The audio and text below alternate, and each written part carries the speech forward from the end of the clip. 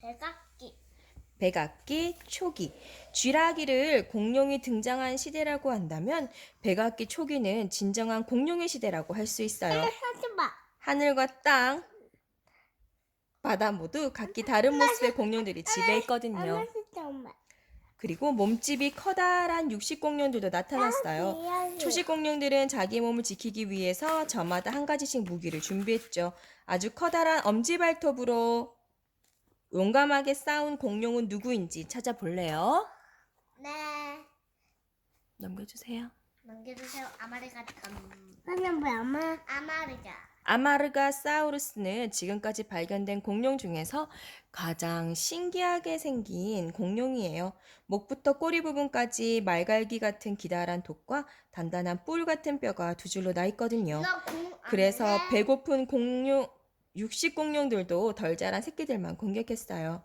아마르가사우루스의 뾰족한 골침에 찔리거나 기다란 꼬리에 맞았다가는 큰일 날 수도 있으니까요. 끝. 넘겨주세요. 바리오닉스는 최고의 물고기 사냥꾼이었어요. 갈고리 같은 엄지발톱을 휙 하고 휘두르면 물고기들은 꼼짝없이 그 커다란 발톱에 줄줄이 끼이고 말았죠. 또 흐르는 강물에 입을 넣고 잠깐 하고 벌렸다가 닫으면 촘촘한 이빨 때문에 미처 물고기들이 빠져나가지 못해서 입안 한가득 잡을 수 있었답니다. 물고기들에게는 정말 무서운 존재였겠죠? 네. 카르카로돈토사우루스는 매우 싸나운 육식 공룡이었어요. 몸집이 크고 이빨이 무시무시해서 힘이 약한 공룡들에게는 공포의 대상이었죠. 카르카로돈토사우루스는 덩치에 맞게 엄청난 양의 고기를 먹어치웠어요. 죽은 동물도 먹었죠. 어미는 새가 새끼에게 먹이를 주는 것처럼 자기가 먹은 고기를 토해내서 새끼들을 먹였어요. 그럼 고기가 아주 부드러워서 먹기가 좋거든요. 데이노니쿠스는 아주 난폭한 사냥꾼이에요. 다른 데이노니쿠스들과 떼를 지어 다니면서 자기보다 몸집이 훨씬 큰 공룡도 잡아먹었죠. 공룡의 뇌는 보통 콩알 크기만 하대요. 그런데 데이노니쿠스의 머리가 큰 만큼 뇌도 커서 다른 공룡들보다 훨씬 영리했을 거예요. 머리도 좋고 몸도 재빠르니 공룡 세계에서는 최고의 사냥꾼이었겠죠? 기가노토사우루스는 백악기 육식공룡 중에 제일 크다고 알려졌던 티라노사우루스 렉스보다도 몸집이 컸어요. 가위처럼 생긴 턱과 뾰족한 이빨로 먹잇감을 잘라 먹었죠. 기가노토사우루스의 턱은 사람 한 명을 통째로 삼킬 수 있을 정도로 크게 벌어졌어요. 힘도 아주 세서 한 번 물면 치명적인 상처를 입혔답니다. 정말 무시무시한 공룡이에요. 힙실로포돈. 힙실로포돈은 몸집이 작은 초식 공룡이에요. 그래서 바리오닉스 같은 육식 공룡이 갑자기 공격해와도 재빨리 도망칠 수 있었죠. 힙실로포돈은 무리를 지어 살았던 것 같아요. 영국의 어느 섬에서 힙실로포돈 화석 20개가 무더기로 발견되었거든요. 아마 갑자기 많은 비가 내려서 젖은 모래층에 빠졌다가 그대로 죽은 것이 아닐까 생각해요.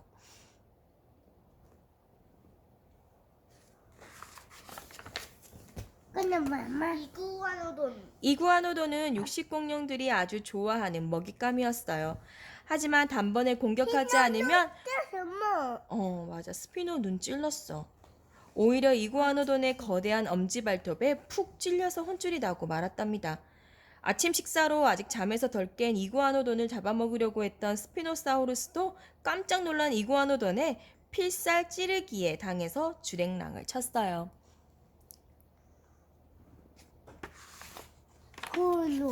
크로노사우루스, 백악기 바다에는 거대한 해양 파충류들이 많았어요.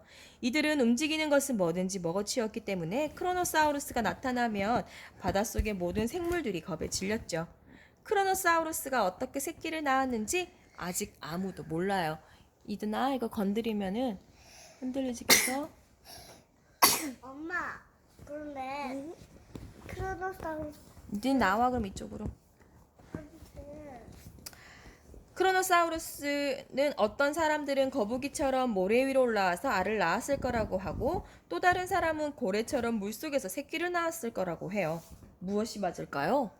난 공룡시대 가서 크로노사우루스한테 물어볼 거야. 진짜? 어. 와, 멋진 생각이다.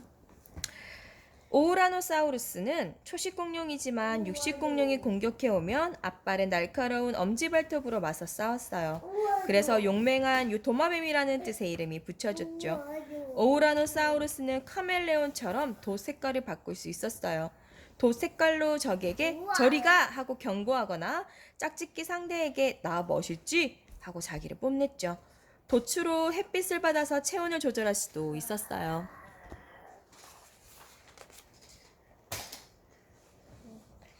푸시타코사우루스. 푸시타코사우루스라는 이름은 앵무새 도마뱀이라는 뜻이에요. 왜냐고요? 얼굴이 꼭 앵무새를 닮았으니까요. 푸시타코사우루스는 하루에 정말 많은 식물을 먹었어요. 긴 앞발로 나뭇가지를 잡아당기고 날카로운 부리로 잎을 잘라서 먹었죠. 하지만 이빨이 없어서 소화를 잘 못 시켰어요. 그래서 일부러 작은 조약돌을 삼켜서 뱃속의 음식물을 잘게 조각냈답니다.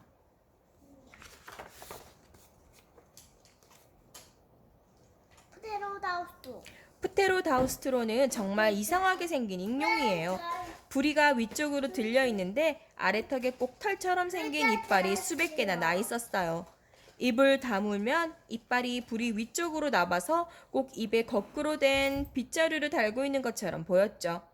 프테로다우스트로는 부리에 물을 잔뜩 퍼올린 다음 이빨 사이로 물만 내보내고 남은 플랑크톤을 꿀꺽 삼켰죠. 스피노사우루스. 스피노사우루스는 잔인한 사냥꾼이에요.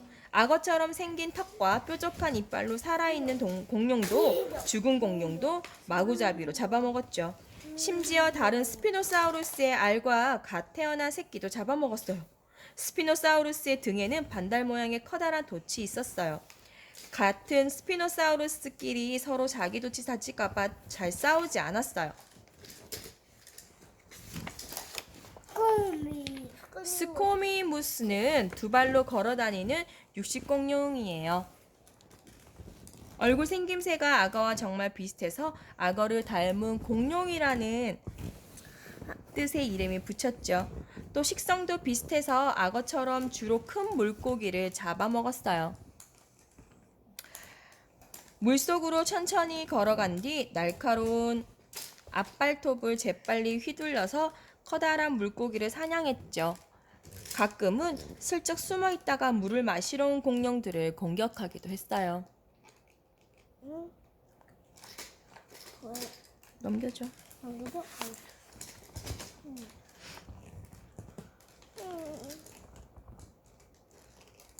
미안. 뭐야 이거? 유타랍톨. 유타랍토르는 아주 빠르고 사나운 사냥꾼이었어요. 튼튼한 뒷다리로 먹이를 쫓아 질주한 다음 펄쩍 뛰어올라 30cm나 되는 갈고리 발톱으로 꽉 잡았었어요. 그러고는 무시무시한 이빨이 가득 나 있는 턱으로 단번에 물어뜯었죠. 유타랍토르는 친구들과 떼를 지어 다니면서 사냥을 했어요. 다른 공룡들보다 머리가 좋아서 함정을 파놓고 먹이를 물기도 했답니다. 백악기 후기. 백악기 후기에도 여전히 공룡들은 지구의 주인이었어요. 하지만 백악기 후기가 되면서 공룡들의 생활에 변화가 생겼어요. 날씨가 점점 추워지고 바닷속에 있던 땅이 솟아올라서 높다란 산맥이 생기는 등 지구가 변하기 시작했거든요. 그리고 또다시 한 차례 대멸종이 일어났고 공룡들은 모두 사라져버렸어요. 백악기 후기에는 공룡의 마지막 모습을 볼 수 있는 시기랍니다. 카르노타우루스. 카르노타우루스는 이마에 있는 뿔 때문에 꼭 뿔난 황소처럼 보여요. 그래서 고기를 먹는 황소라는 뜻의 이름이 붙여졌죠. 수컷 카르노타우루스는 정말 좋은 아빠였어요. 수컷이 만들어둔 알둥지에 암컷이 알을 낳으면 수컷은 누가 알을 훔쳐먹을까봐 잠시도 그 옆을 떠나지 않았어요. 밤이면 추울까봐 고사리 이불을 덮어줬죠. 그리고 마침내 새끼가 알에서 나오면 정성껏 돌보면서 사냥도 직접 가르쳤답니다.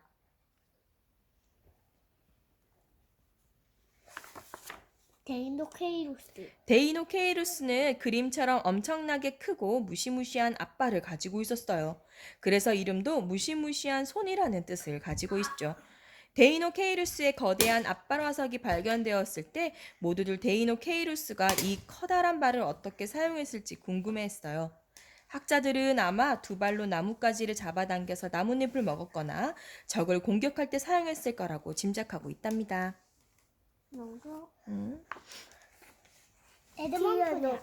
에드몬토니아는 매우 천천히 움직이는 초식 공룡이었어요. 하지만 육식 공룡에게 잡아먹힐까봐 꼭꼭 숨어 다니지는 않았어요. 딱딱한 골판과 뾰족한 골침으로 무장하고 있었거든요. 그래서 에드몬토니아는 철판을 두른 탱크처럼 보였답니다. 그런데 배 쪽에는 골판이 없었어요. 그래서 적이 다가오면 일단 몸을 구부려서 배를 보호한 다음 옆구리에 있는 긴 가시돌기로 적을 찔러서 물리쳤죠.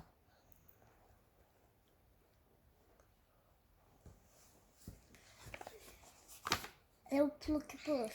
에어플로케팔루스는 머리와 몸 곳곳에 단단한 뿔이 솟아 있어서 꼭 뿔난 도깨비처럼 보여요. 그래서 매우 사납고 잔인할 것 같지만 사실은 온순한 초식 공룡이었답니다. 하지만 누군가 갑자기 공격해 오면 튼튼하고 무거운 꼬리곤봉을 휘둘려서 맞서 싸웠어요.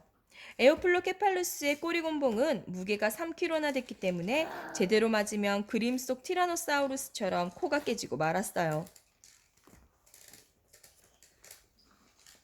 갈리미무스. 갈리미무스는 타조 같은 다리, 이빨이 없는 부리 때문에 새를 닮은 공룡이라는 뜻의 이름이 붙여졌어요.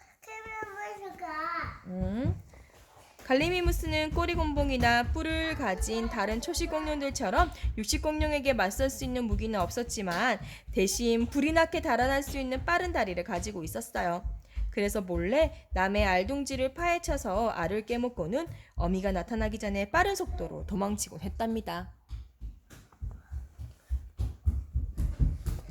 그 다음은 람베오사우루스는 모든 공룡들 가운데 가장 마지막에 등장한 공룡이에요. 보통 때는 네 발로 걸어 다니다가 육식 공룡이 나타나면 두 발로 빠르게 도망쳤죠. 람베오사우루스는 머리에 도끼 모양의 볕이 튀어나와 있어요.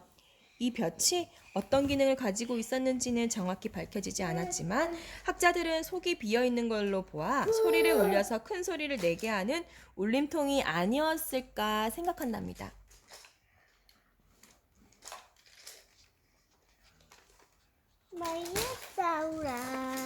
마이아사우라와 람베오사우루스처럼 주둥이가 오리처럼 생긴 공룡을 오리주둥이 공룡이라고 해요. 오리주둥이 공룡들은 다 함께 모여 살고 알을 낳았어요. 그 중에서 마이아사우라는 착한 어미도마뱀이라는 이름의 뜻처럼 새끼를 아주 정성껏 보살폈답니다. 오목한 알둥지에 알을 낳고 알이 부화될 때까지 따뜻하게 품어줬어요. 새끼가 태어나면 먹이를 물어다 먹이며 애지중지 키웠죠. 그래서 육식 공룡들은 어미들이 먹이를 구하러 잠깐 자리를 비운 사이를 노렸답니다.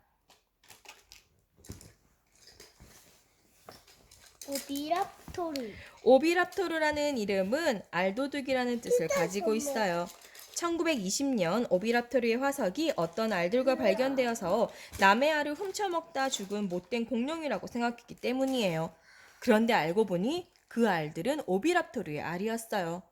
또 알둥지 위에 앉아있던 오비랍토르의 화석이 발견되어서 그 오해가 깨끗이 풀렸죠. 사실 오비랍토르는 거센 모래폭풍으로부터 알을 지키고 새들처럼 알을 부화시키기 위해 알을 품고 있다가 죽었던 거예요.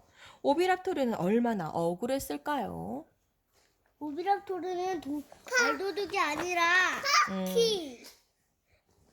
착한 마이사우라처럼 착한 엄마였어. 그러게, 맞았어. 파키케팔로사우루스는 정말 희한하게 생긴 공룡이에요. 불쑥 솟아있는 머리뼈와 삐죽삐죽한 가시골침 때문에 단단한 투구를 쓰고 있는 것 같기도 하고 대머리 공룡 같기도 했죠. 파키케팔로사우루스의 머리뼈는 사람보다 500배나 더 두꺼웠어요. 두께가 무려 25cm나 됐죠. 그래서 아마 수컷들은 누구 하나가 이길 때까지 이 단단한 머리뼈로 서로를 들이받으며 싸웠을 거예요. 있던가? 음흠. 파사사우루스. 악어처럼 길고 납작한 꼬리, 오리주둥이 같은 부리, 그리고 머리 위에 크고 화려한 볕. 생긴 건 좀 괴상하지만 파라사우룰루푸스는 아주 온순한 초식 공룡이었어요.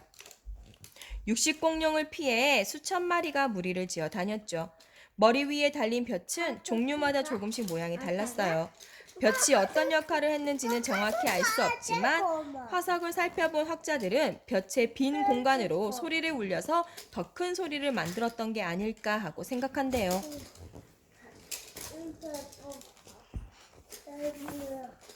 프로토케라톱스.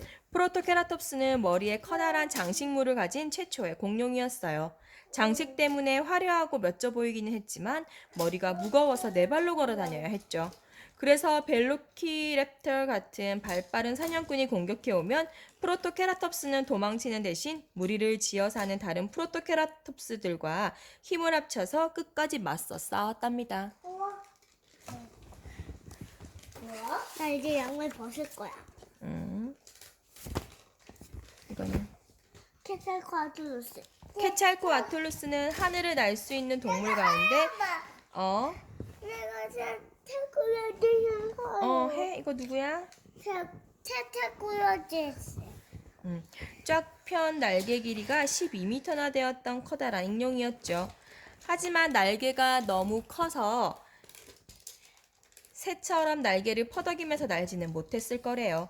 학자들은 케찰코아툴루스가 행글라이더처럼 날개를 팽팽하게 펴서 바람을 타고 움직였거나 햇볕으로 따뜻하게 덮어진 공기를 이용해서 하늘 높이 날아올랐을 거라고 생각한답니다.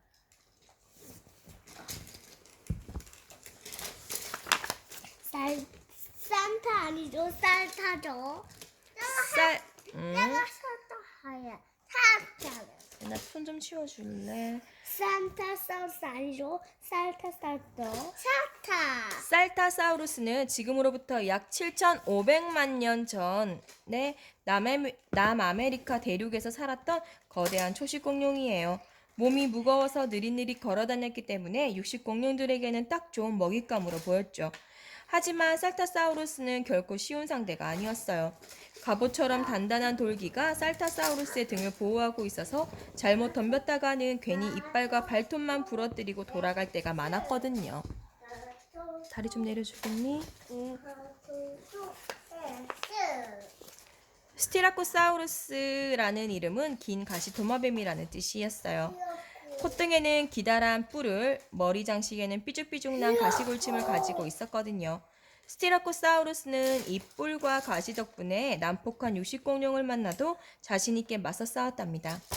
머리 뒤편의 가시골침으로 목을 보호하면서 콧등의 뿔로 냅다 찔러서 육식공룡을 물리쳤죠. 뿔과 가시는 알에서 갓 태어났을 때는 없지만 자라면서 생겨났어요. 엄마. 티라노사우루스 렉스. 티라노사우루스 렉스. 티라노사우루스 렉스는 지구에 살았던 생물 가운데 가장 난폭하고 무서운 동물로 알려져 있어요. 힘이 아주 센 데다 입안에는 50개의 날카로운 이빨들이 가득 있어서 한두 번만 물어뜯어도 먹잇감을 산산조각 낼 수 있었거든요. 그리고 악어와 다르게 몸통 밑으로 두 개의 튼튼한 뒷다리가 쭉 뻗어 있어서 먹잇감을 쫓아 아주 빠르게 달릴 수 있었어요. 이게 바로 공룡이 다른 동물들을 모두 제압하고 그 시대 최고의 사냥꾼이 될 수 있었던 이유였죠. 타조의 자세가 티라노사우루스 렉스와 비슷한 걸 보면 두 발로 빠르게 달리는 새들은 어쩌면 공룡의 후손이었을지도 모르겠어요. 타르보사우루스는 아시아에서 발견된 육식공룡 중에서 가장 큰 공룡이었어요.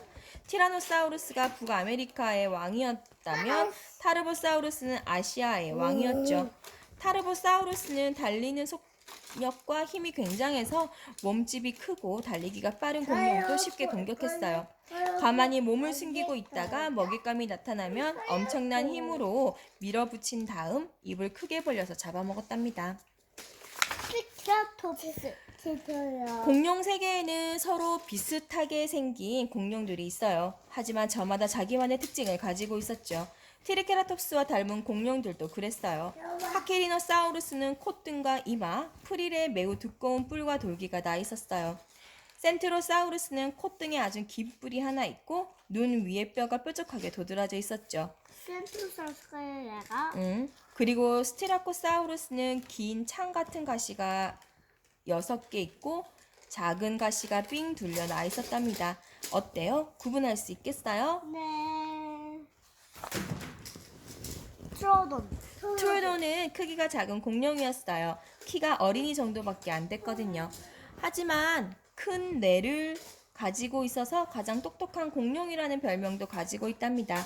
트루돈의 알은 크고 껍데기가 두꺼운 편이었어요. 알이 크면 부화되는 시간도 더 많이 걸리고 알을 깨고 나오는 시간도 더 오래 걸려요. 어미는 그 시간 동안 알을 정성껏 돌보았죠.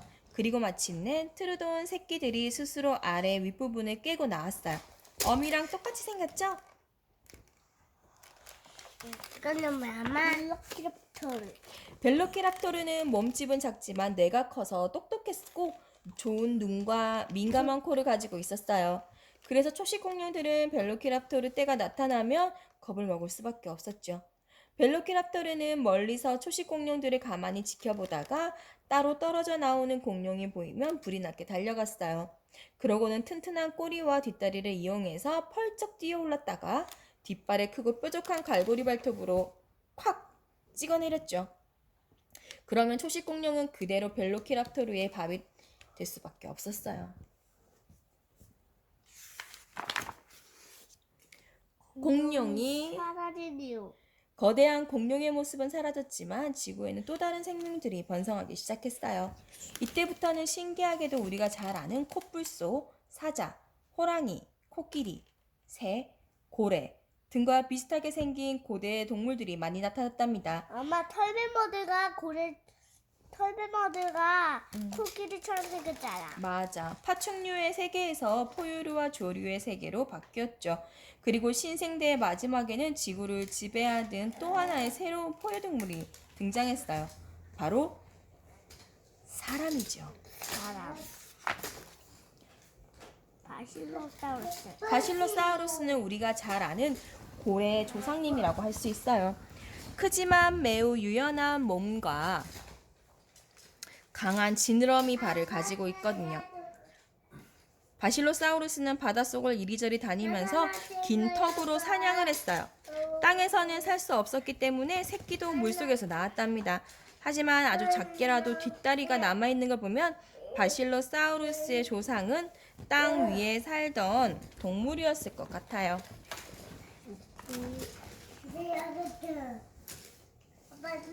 디아트리마. 디아트리마는 지구에 살았던 새들 가운데 가장 커다란 새랍니다. 키는 타조 정도밖에 안 됐지만 길고 튼튼한 다리와 커다란 발을 가지고 있었어요. 또 두껍고 뾰족한 부리가 있어서 사냥하기 아주 좋았죠. 하지만 디아트리마는 날개가 작아서 하늘을 날지는 못했어요. 대신 타조처럼 공중공중 빠르게 뛰어다니면서 먹잇감을 쫓았답니다. 아르젠타비. 아르젠타비스는 하늘을 날 수 있는 새 중에서 가장 덩치가 큰 새였어요. 그래서 이름도 어마어마하게 큰 새라는 뜻을 가지고 있죠. 아르젠타비스는 7m가 넘는 날개를 쫙 펴고 오랫동안 하늘을 날아다니면서 땅 위를 꼼꼼하게 살펴보았어요. 그러다 먹잇감이 보이면 바로 날아들어서 무시무시한 발톱과 부리로 공격해 잡아먹었죠.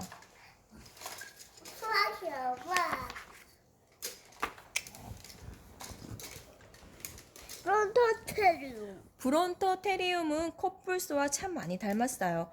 하지만 코뿔소와 다르게 바닥에 Y자 모양의 이상한 뿔이 있었어요. 수컷들은 마음에 드는 암컷을 차지하기 위해 입불로 서로를 들이받으며 치열하게 싸웠죠.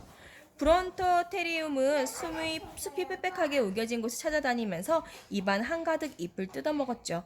하지만 기후가 변하면서 숲은 진짜 사라졌고 브론토테리움은 살 곳을 잃게 되었답니다. 메갈로돈. 메갈로돈, 백상아리는 바다에서 최고로 무시무시한 동물이에요. 하지만 메갈로돈은 백상아리보다도 몇 배나 크고 힘이 아주 세며 잔인하고 난폭했던 고대 상어였답니다. 크고 날카로운 이빨로 거대한 고래에도 와그작 씹어먹었죠. 그래서 메갈로돈은 약 2천만 년 동안이나 바다의 왕자리를 내어주지 않았어요.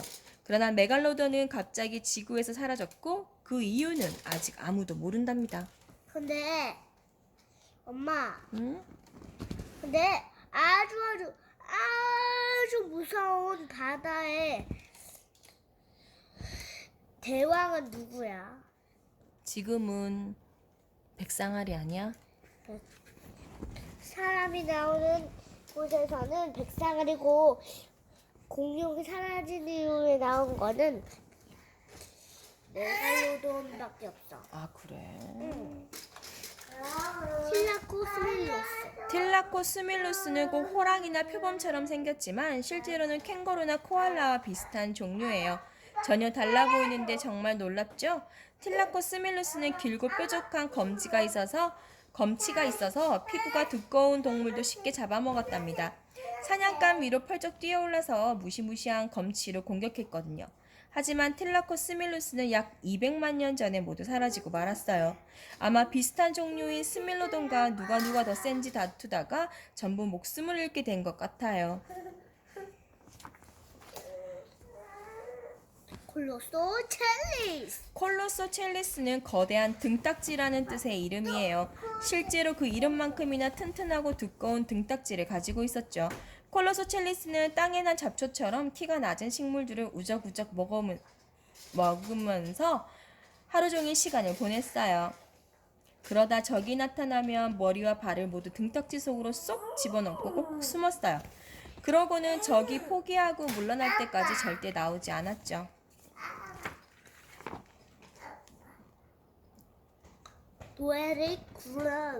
도에디쿠루스는 식물을 먹고 사는 온순한 동물이었어요. 하지만 적이 나타나면 가시골침이 삐죽삐죽 난 꼬리곤봉을 세차게 휘둘러서 혼쭐을 내줬어요. 이 꼬리곤봉에 제대로 맞으면 뼈가 부러지기도 했어요. 그래서 다들 도에디쿠루스를 함부로 건드리지 못했답니다. 하지만 같은 도에디쿠루스에게는 꼬리곤봉 공격이 별 효과가 없었어요. 등딱지가 너무 단단해서 상처 하나 남지 않았거든요.